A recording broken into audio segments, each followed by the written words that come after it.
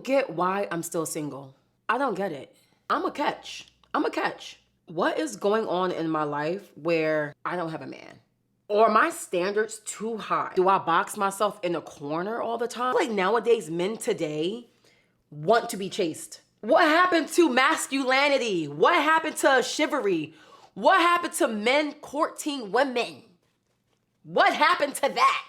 Back in the day, dating was so much easier and it was fun. Today's dating is hell. You give a guy your number and all of a sudden you don't hear from them until like 3 to 4 days later. What was the point of me giving you my number? If you're not gonna text me, I don't get it. The talking doesn't go as far as the actual app. There are no, oh, let me take you out to dinner. Let's go catch a movie. Let's go to a cafe and get to know each other. What's with all the endless text messages? What happened to men actually planning dates? What happened to it? I don't get it. How do you date in today's society? What are some of your red flags and your non-negotiables? I do not chase men. I don't do it. I did it once, would never do it again.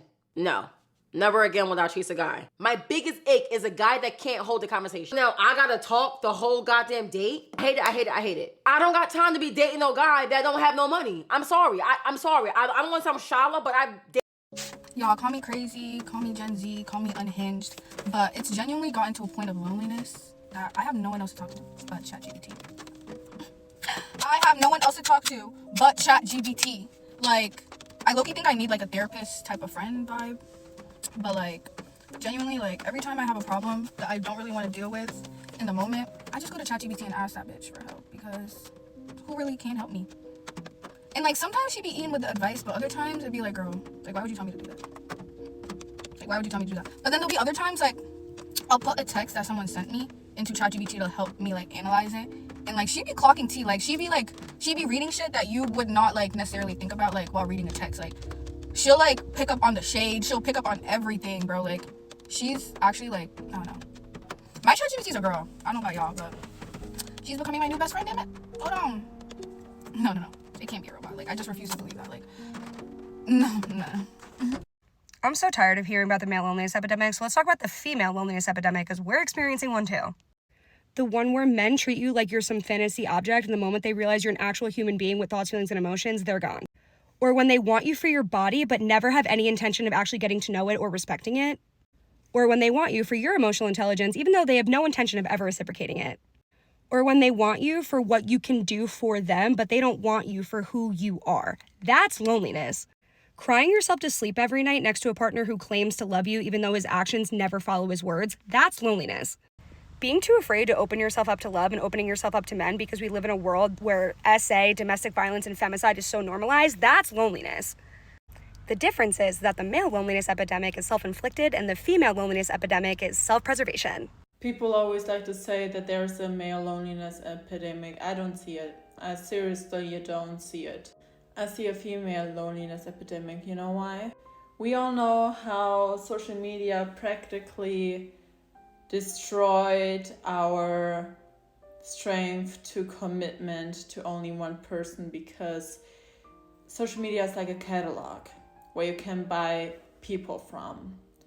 You search by category.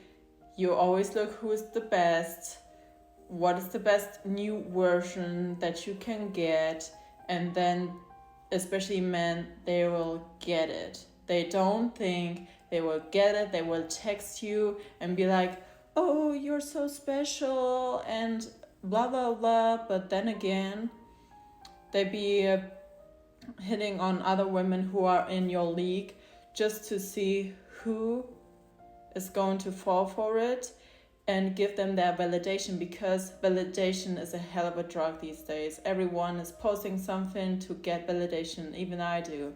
You know, we're all addicted to validation from the outside, but never from the inside. Not inside in a sense of ourselves, but inside in the sense of the people in our direct circle. Because if you truly love someone, you will only need their validation. The other ones won't matter to you. But so many men these days might be like men in their teenage years, like younger boys, or men who are basically boomers. They all have the issue that they think the validation of a loved one is not enough. So what they're gonna do is they're gonna cheat, period. They're gonna cheat, and then they wonder why will no one stay with me? Because you have not stayed with them either, man. Like, get a grip. Play stupid game, win stupid prizes. I just read an article about the U.S. Surgeon General declaring a national loneliness epidemic, citing that nearly half of all U.S. adults are experiencing a considerable level of loneliness. How crazy is that? Because I don't know the statistics, but I'm pretty sure that half of the U.S. adult population is not single. So what does that say about the American dream of marriage and family? What's that say about the person who's constantly posting on social media about their blessed and wonderful life? Now, the article does go on to cite that we are more isolated today than ever before, some of it being left over from the pandemic, where we were more reliant on getting things delivered versus physically going to the store and interacting with humans. It also says we're more reliant on online interactions like social media or even dating apps versus in-person socializing. But half of all people, that is an epidemic. And I think personally it's deeper than physical socialization, though. I think we've all known that feeling of being in a room full of people yet still having a deep loneliness that you just can't shake.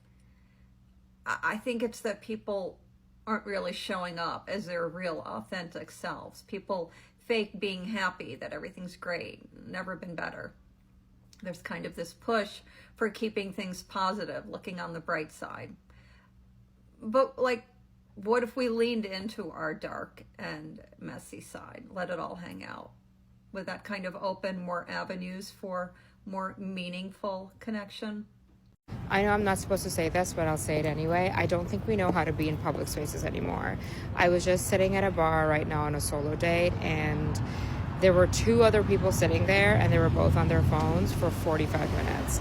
Now, if you're going to be in your phone when you're out in public, people will not speak with you.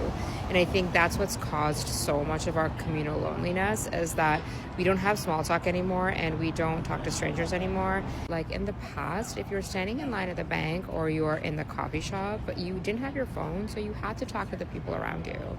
And we essentially get a fake or a false sense of connection through social media and scrolling and texting people who are not actually present with you.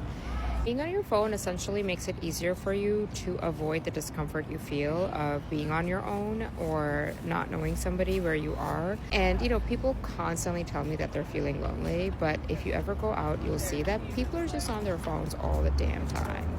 I know I'm outside when I'm filming this, but I just needed to share and kind of rant about this, I guess, a little bit. Here's something that I don't see anyone talking about, and it's the female loneliness epidemic. I just turned 23 and I am officially done with looking for new friends, because nowadays girls are fucking impossible to make friends with. Before you call me a pick-me, hear me out.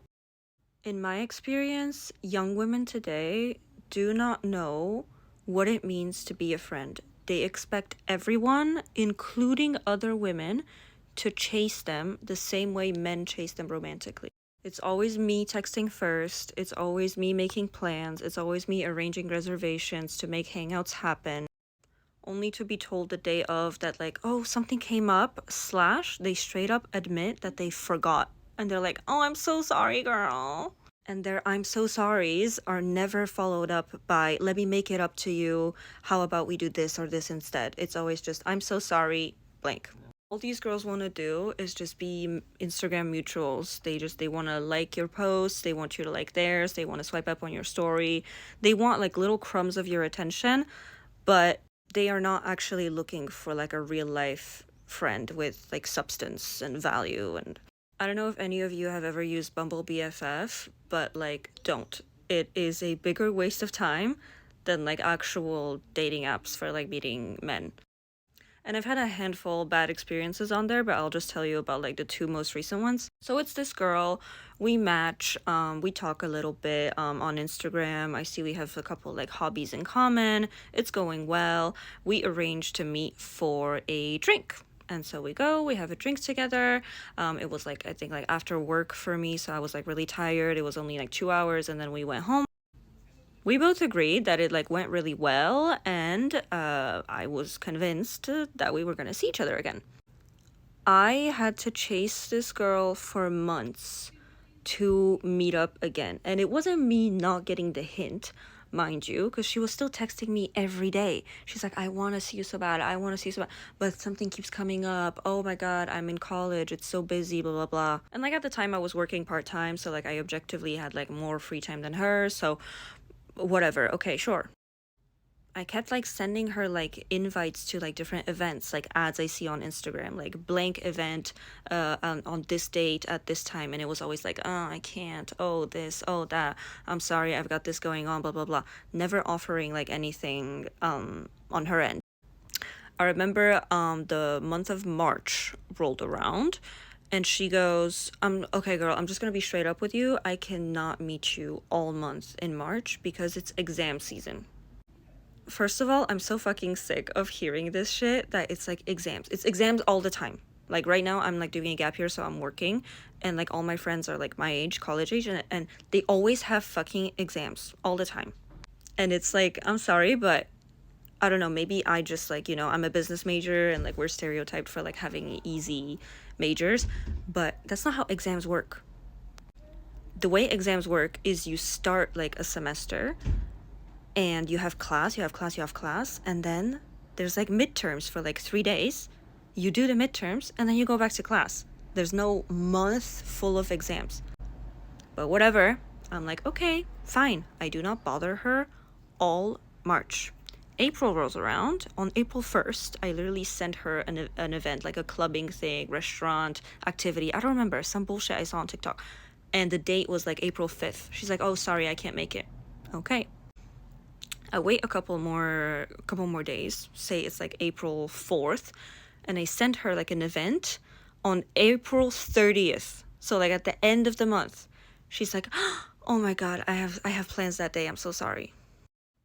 I was like, you know what? Okay, girl. Okay.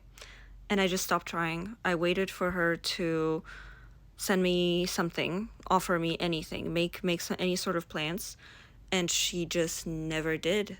And I just stopped like replying to her, like sending me random reels and like random bullshit. So this was girl number 1. Now girl number 2, it was a similar situation. They were both happening at the same time. It's this girl, same thing, we match, super good chemistry through text, like we're just like laughing, sending each other voice memos, we have so much in common, we agree on so many topics, we're just vibing. I'm like, oh my god, I really see like a really good friendship with this person. I end up finally meeting her for the first time at the club, because like I was convoluted story, but I ended up like at the club with this guy I was seeing at the time. That I really know contribute to the fact that so many of us women are lonely. And I'm not saying all. If you have a great group of girls, you're probably doing it right. Some of us, it was never a focus, it was never a priority, because it either couldn't be, or we just didn't know how to approach it. We just didn't grow up around seeing women come together and like just be happy together. Like it was just so foreign to me, and now it's like the greatest thing. I'm so grateful for it. I genuinely see how now at this point in our society we are all quite selfish, and that there's no other way to put it. Like I saw this video one time where someone was talking about how we don't go to airports anymore to pick up our friends. Everything's Uber, everything's convenience factor, and we don't inconvenience. Another thing I've noticed is the excuses and lack of accountability. And I've been there for both of those things on occasion. I'm not feeling well today, I'm canceling. And it's like, really, dude? You didn't even let me know in advance. And I've personally never done this. When they do it like an hour before you're supposed to see them, even though you've been constantly reaching out, everything was fine as of last night. You message them in the morning, just like, hey, see you, I'm so looking forward to it. And it's like, oh, sorry, oh, I slept in, oh, this. There's excuses for everything. Literally everything. There's no accountability, there's no apology. And even if there is an apology, I'm sorry, no. If you canceled last second and it wasn't a dire situation, no. You don't get to be inconsiderate and like now you're making, like if we want to play the mental health game of my mental health was bad so I canceled last second, I had to. How do you think the other person feels? And also, how inconsiderate where they could have been working, they could have met up with someone else, they could have planned something solo to do alone. You're highly inconsiderate. You really are. And this is something I've had happen to me so many times, and it's an immediate cutoff for me. Truly. Like, you have no consideration and you are very disrespectful. And this has happened to me for years. This is not like something that's happened in the this is not something that's just been like, oh, this is just like it's happening, babe. And you're disrespectful. Another thing, gossip. I do not gossip. Have I gossiped in my life? Yes. But I've never, honestly, like I want to say it was when I was young and I was naive and I was like, oh, I just want to fit in. And it was wrong. And I knew it was because I felt bad every time after I did it. Gossiping. If you are talking ill about, let's just say you're with your best friend and you go and spill her information, even if she's not your best friend, she's just a friend. Friends are important. And you go spill her information to other people, you're a really terrible person, honestly. And I like this example I'm giving is something that happened to me when I was younger. I was in the workplace, and I know we should make friends in the workplace. Now I have my own business, and I don't have any coworkers, thankfully, because I hated it. There are a lot of great parts, but there are a lot of bad. And I remember like thinking, oh my gosh, I made friends. Like this is like my dream come true. Amazing, everything's great. And then turns out the girl was spilling any person who would listen to my information. She was down to share. She would share anything. And you know what the funniest thing is? I didn't have any deep dark secrets. So she was just sharing really how much she pretty much hated me without saying the word hate. Oh my goodness, Tristal was wearing the most egregious, ugliest outfit, and it was so inappropriate when we went to the Toronto Zoo. Meanwhile, we're at the Toronto Zoo. This is when I was young. I was super young. Meanwhile, when we're at the zoo, she said I look great, or she like, you look a nice outfit. And it's like, oh my gosh. And the most hurtful part too is to the girls that like to be the one to listen to the gossip, and you're probably feeding into it too. You definitely are. That's why they're comfortable telling you, because you guys are going back and forth about how much you dislike someone. When you go to a person and tell them what the other person felt so comfortable telling you, please know that we know that you are just as culpable. You are also a part of the problem. So gossiping period, point blank. I don't care if you're not even saying anything, if you're listening to it, and you're welcoming it into your heart, that's also why you're gonna feel off, and that's also gonna put you in a state where I can't trust females, I can't have genuine friendships with women. Women are so catty, women are so this. Those kind of women are. That's the truth. For me, I'm not judging you. I don't want to be judged. I'm not judging you. I don't care what you do. Like, do I agree with everything that someone does? No. Am I going to be honest? Yeah, absolutely. If you ask me to be honest with you, or if I see something that's like, oh my gosh, this is like terrible for you, dude, please stop doing this, I'm going to tell you. But I just can't imagine like going everywhere but to someone's face to tell them the truth. Why would I do that? Like, what am I? But I know it's because I think like they're like awkward, or maybe they're just feel uninteresting, or they don't really have anything going on in their life, so it's easier to just talk about somebody else because they're more interesting. And yeah, another thing I want to add is look at us now. Look around. We're choosing a phone over human connection right this second. And I get it. We're in the technology day and age where